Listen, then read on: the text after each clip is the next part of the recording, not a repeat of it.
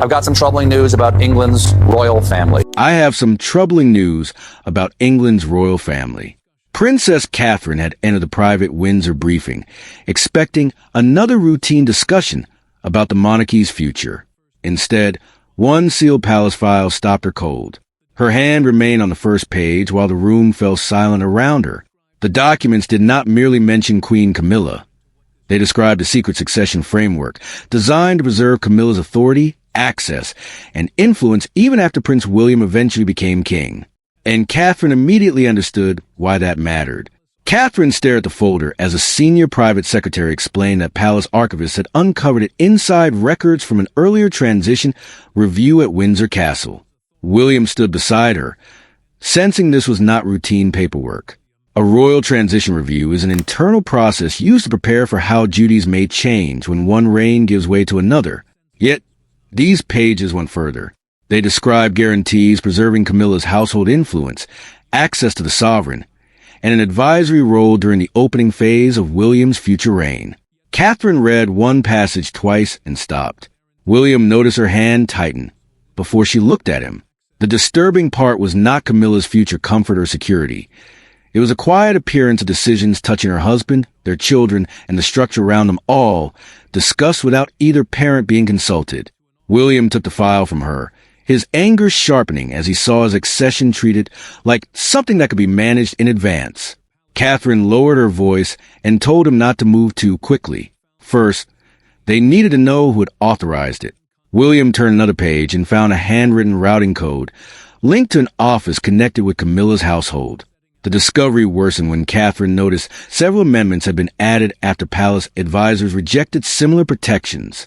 Then she found the phrase that changed everything: Transition Continuity Protocol. In this dramatized account, that meant an internal proposal setting out how royal households would operate during the transfer from one monarch to the next. One clause appeared to keep Camilla inside the future king's decision-making circle. Even after Charles's reign had ended, William reached the final page. Catherine watched his expression change. A date had been entered beside the last revision, and both of them recognized it immediately. This had not begun in some distant constitutional exercise. The proposal had been rewritten after a private family confrontation they both remembered, and once Catherine saw that date, the question was no longer whether Camilla had planned for the future. It was how long she had been planning around William. The documents carried legal language, palace codes, and carefully measured phrases. But behind every sentence stood three people with completely different fears. Catherine feared what the plan could mean for her children. William feared that his future authority had already been negotiated behind his back.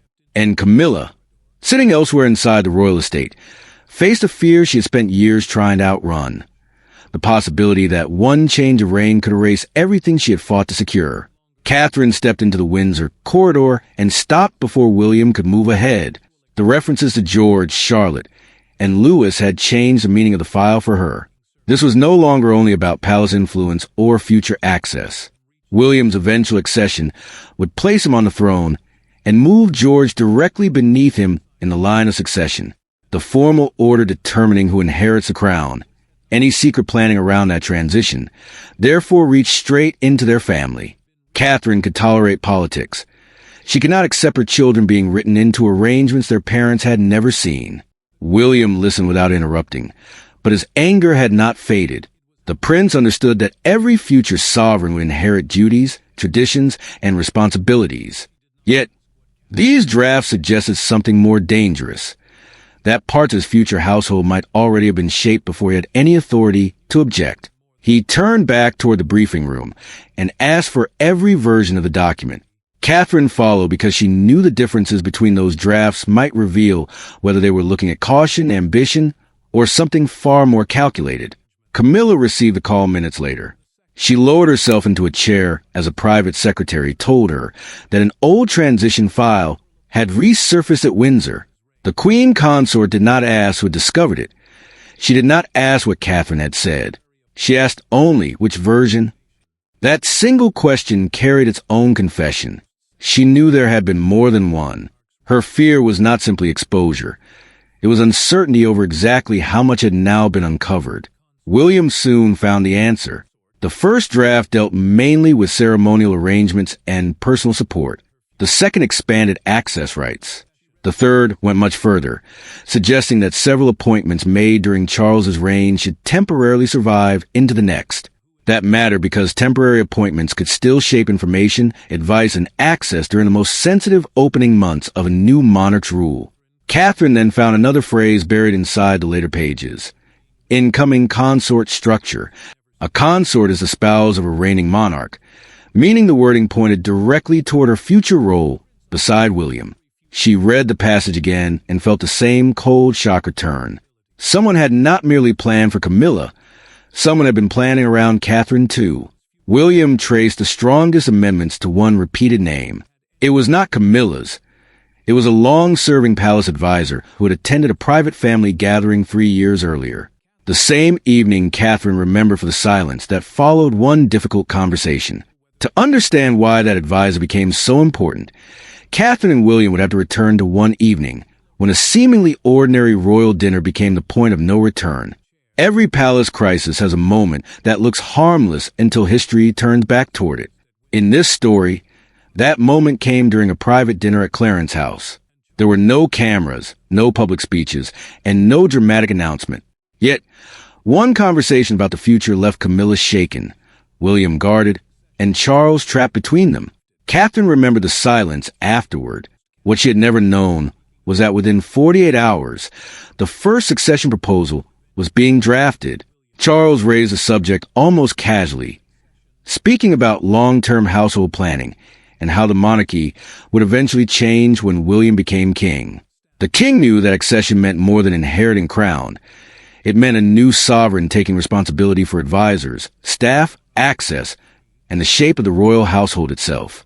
William answered calmly that every monarch had to be free to build the structure needed for his own reign. Nobody challenged him, but Camilla heard the warning beneath the calm. Catherine noticed the queen becoming quieter as the conversation moved on. Later, when the others briefly stepped away, Camilla leaned closer and asked whether William intended to clear everything away. Catherine chose her words carefully. She told her that the future king was not planning revenge, but he would take responsibility for his own reign. The answer was gentle, yet offered no guarantee that advisors, informal influence, or privileged access tied to Charles would survive unchanged.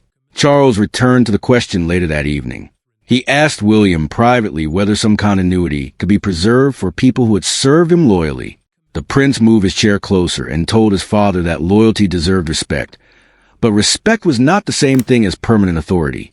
Charles understood the distinction, yet the words still hurt. The conversation ended without raised voices. That made the silence afterward even heavier.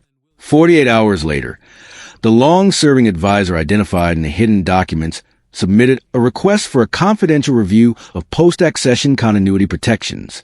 In plain terms, that meant exploring which people, privileges, and arrangements might continue after one monarch's reign ended and another began.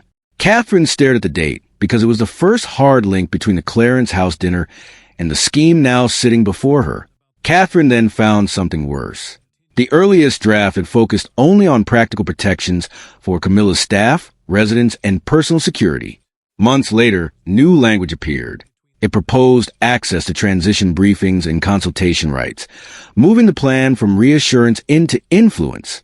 William followed the amendment dates and found the turning point. The strongest changes appeared immediately after another private meeting between Camilla and the advisor. His expression hardened. Documents could explain what happened, but only one person could explain why. The documents had explained how the scheme began. Now William wanted to hear why it continued from Camilla herself. William did not send an aide. He did not request another written explanation. He carried the file himself. When Camilla entered the private Windsor sitting room, Catherine was already there, silent beside the fireplace, and William had placed the disputed documents on the table between them. For several seconds, nobody moved. Then the prince pushed the amended succession page toward her and asked a question that stripped away every layer of palace courtesy. "Did you approve this?" Camilla looked down at the page before answering. William had deliberately kept communication staff outside because he wanted no prepared statements and no layer of palace protection between them. Catherine remained beside him because the proposal reached directly into her future household and her children. The issue was not residence, security, dignity, or personal respect. It was whether anyone had tried to bind the next reign before it even began. A sovereign briefing is a confidential meeting where sensitive matters are placed before the monarch, and one clause suggested Camilla might retain access to that world after Charles was gone. Camilla defended the discussions at first. She said she had spent years learning how quickly royal acceptance could shift, and she would not apologize for wanting certainty about what happened to her when one reign ended and another began. William listened, but his expression barely changed. He told her that protection was one thing.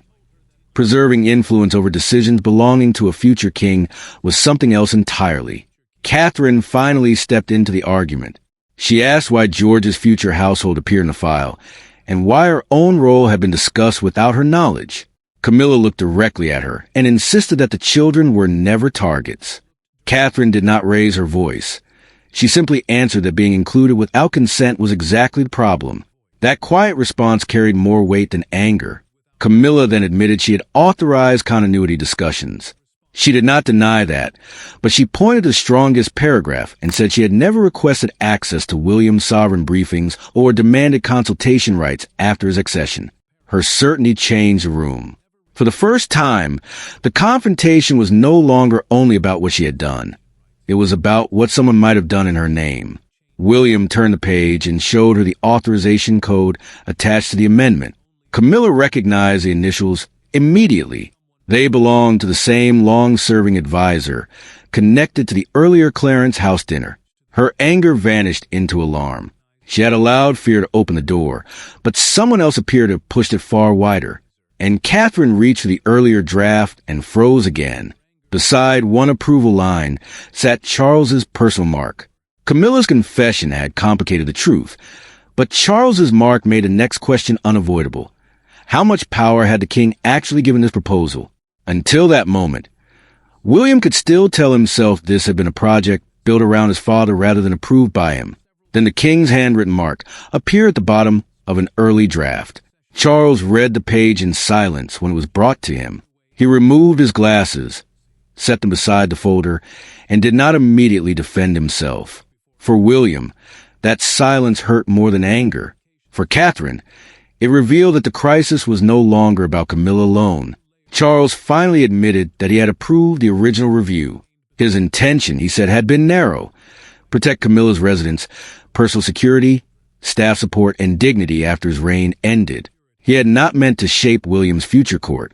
Succession is a transfer of the crown from one sovereign to the next, and the king understood that the incoming monarch must be free to decide how that new reign operates. What began as reassurance, however, had clearly become something much larger. William asked the question he had been holding back. Why had his father never told him? Charles looked down before answering. He admitted that he feared the conversation would sound like distrust, as though he doubted his son would treat Camilla fairly. He believed the review would remain private and limited. William did not raise his voice. He told him that secrecy had created the very distrust he had hoped to avoid. Catherine watched the distance between father and son widen in real time. Charles said he had been trying to protect his wife from uncertainty. William answered that in doing so, he had allowed other people to begin planning inside his son's future reign. The words landed hard because both men understood the difference between loyalty and authority. One belonged to family, the other belonged to the crown. Charles then compared the later drafts with a version carrying his mark. His expression changed. He insisted that he had never approved consultation powers, future briefing access, or any clause allowing Camilla to influence William after accession. His early authorization had been reused as cover, while the proposal expanded far beyond what he had intended. Charles ordered the advisor's correspondence reviewed immediately. A private memorandum surfaced describing Camilla as a continuity figure who could help moderate William during the first year of his reign. The phrase suggested something deeper than protection. It implied supervision. William read it once and went completely still. Charles now understood the trap, exposed the scheme fully, and he risked humiliating Camilla's household. Ignore it, and he would betray his son's future authority.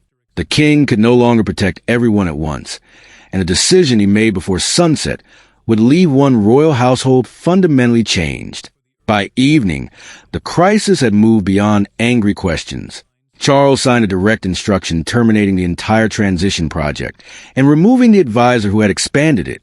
The decision was private, but its meaning was devastatingly clear. Camilla would retain every dignity properly attached to her position, yet no special mechanism would carry her influence into William's reign.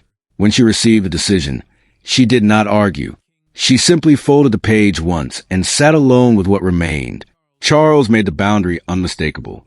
Every version of the transition continuity protocol was canceled, and no future access guarantee could be discussed again without William's direct participation.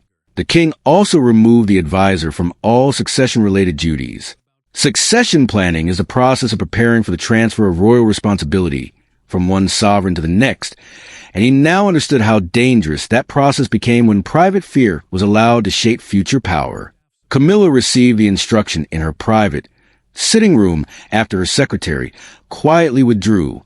She stayed seated long after the door closed. The queen consort had spent years fighting for acceptance, stability, and a secure place beside Charles, and now the very attempt to protect that place had become the reason her future influence was being formally limited. She whispered that she had only wanted to avoid being discarded.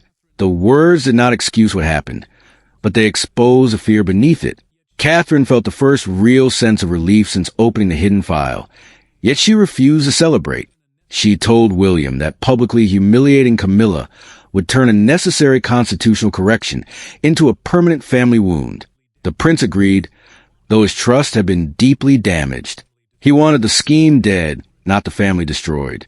Catherine understood the difference, and that restraint began changing the emotional direction of the crisis.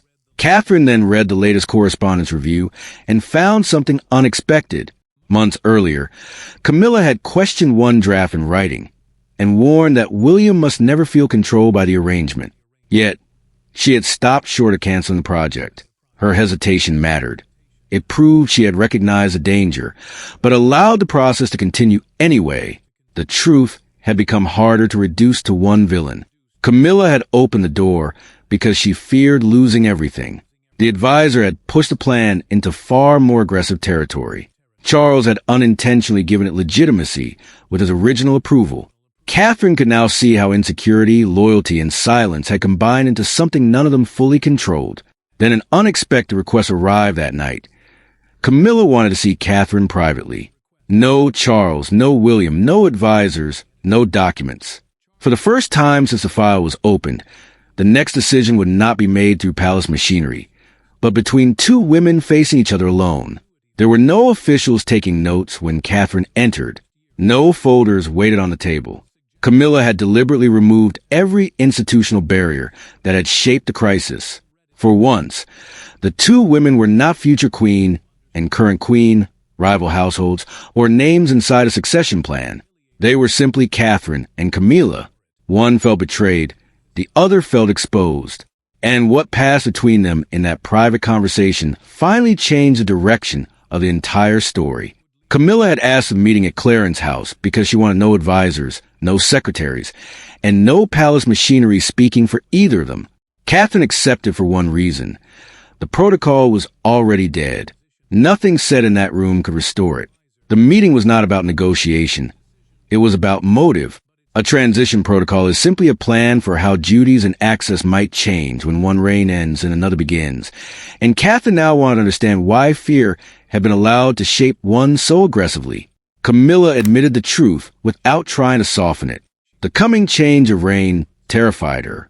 She had spent years fighting for acceptance that once seemed impossible, and she feared that after Charles, every hard-won place in the family would vanish at once.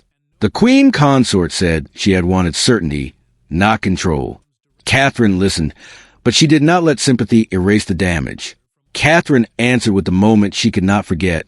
She described seeing her children referenced in the file and feeling completely frozen. Her fear had not been about title or status. It was about motherhood. Someone had quietly planned around George, Charlotte, and Louis without asking the two people responsible for protecting them. Camilla lowered her eyes because she understood the difference. Camilla then revealed, through a documented account of the earlier drafting process, that she had nearly canceled the project after reading the second version.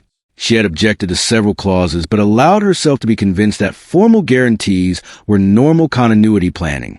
That hesitation now haunted her. She had disliked where the scheme was going, yet her silence had allowed it to continue. Catherine offered neither absolution nor revenge. She told Camilla that the only path forward was a clear boundary. Charles's reign belonged to Charles, and William's future reign had to belong to William. Fear could explain the mistake. It could not justify repeating it. Camilla finally agreed. Before Catherine left, she signed a written renunciation, giving up any claim to special transition privileges before Charles could demand it. That signature ended the private battle. But once the palace acknowledged that a succession review had been canceled, the outside world erupted. By the next morning, what had begun behind locked palace doors had become impossible to contain. Broadcasters led with the canceled succession review. Commentators argued over family loyalty, royal authority, and where one reign should end before another begins. Yet, one public moment captured the mood more powerfully than any studio debate. Outside Buckingham Palace, a crowd gathered beneath the gates as newspaper boards carried the same stark message. William's future reign would not be negotiated in advance. The palace moved first. In this dramatized storyline, a tightly worded statement confirmed that an internal future household review had been terminated, and that decisions belonging to a future sovereign would remain with that sovereign when the time came. A future household review simply means planning how staff, advisors, duties, and access might change under a new monarch. The wording was restrained, but the message was unmistakable. Whatever had been attempted behind closed doors was over. Catherine watched the coverage with growing discomfort. She had never wanted the crisis turned into a public contest between herself and Camilla. William understood that and reminded her that her restraint had stopped the family from tearing itself apart, when anger would have been easier.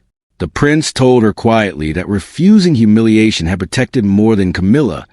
It had protected the monarchy from becoming a spectacle of personal revenge. Camilla faced the headlines differently. One front page portrayed her as defeated, another as frightened, and another as a royal figure who had reached too far. She closed a newspaper and told Charles she would not challenge the correction publicly. The king reached for her hand. He knew she had crossed a boundary, but he also understood the fear that had pushed her toward it. Neither tried to pretend the damage had vanished. Then, the evening broadcast changed emotional temperature. In this fictional sequence, a presenter outside Buckingham Palace held up a front page dominated by 5 words. The next reign belongs to the next king. Hundreds remained gathered near the palace railings as the story shifted from family drama into a national argument about where royal influence should end. The palace then confirmed another crucial detail in its fictional account. Camilla had voluntarily surrendered any claim to extraordinary transition consultation before being formally required to do so. That single act changed the tone. The story was no longer only about exposure. It was also about accepting a boundary once that boundary had been crossed. William knew the public debate could not repair private trust. Catherine knew it too. Charles and Camilla understood that the documents were gone, but the emotions behind them remained. The public had reached its judgment on the papers. Now, the 4 people inside the story had to decide whether trust itself could survive them. The final meeting contained none of the fury that had defined the beginning. There was nothing left to expose. The documents had been examined, the protocol abolished, the advisor removed, and the limits made unmistakably clear. What remained was harder than investigation, because it required 4 people to live with what they had learned about one another. Catherine no longer looked frozen. William no longer needed answers. Camilla no longer defended the scheme, and Charles finally understood what his attempt to protect one future had endangered. Charles gathered William, Catherine, and Camilla in private, and confirmed that every expanded succession proposal had been formally voided. The king also made clear that the original protections would be rewritten around personal dignity, residence, and security only. Those protections mattered because they dealt with basic stability after a change of reign, not control over the next monarch. Active succession planning, meaning preparations for how royal authority passes from one sovereign to another, would no longer contain any hidden guarantees affecting William's future household. William answered with the principle that had driven him from the moment the first file was opened. When his time eventually came, he would inherit the responsibilities of the crown, but he would not inherit secret commitments telling him how to exercise them. The prince did not speak with anger now. He spoke with certainty. Charles listened because he finally understood that protecting one person could never come at the cost of limiting another sovereign before that reign had even begun. Camilla accepted her part without trying to escape it. She admitted that fear had pushed her toward guarantees she should never have allowed to grow. The queen consort acknowledged that she had recognized warning signs and still failed to stop the project completely. Catherine listened, then told her that trust would take time, but she also made clear that she did not want this crisis turned into a permanent war between them. The woman who had once frozen over the documents now chose control over revenge. Charles then delivered the final revelation. He had personally ordered every offending draft removed from active succession planning and preserved only as historical records a rejected process. No future advisor could revive them as standing instructions. William accepted that decision and chose not to punish Camilla beyond the destruction of the scheme itself. The advisor lost succession responsibilities. The extraordinary privileges disappeared, and future planning would involve a direct heir openly. The hidden documents had threatened to divide two reigns before the second had even begun. Instead, their destruction drew a boundary the family could finally understand. The crown may pass from one generation to another, but the next sovereign's freedom cannot be inherited with conditions.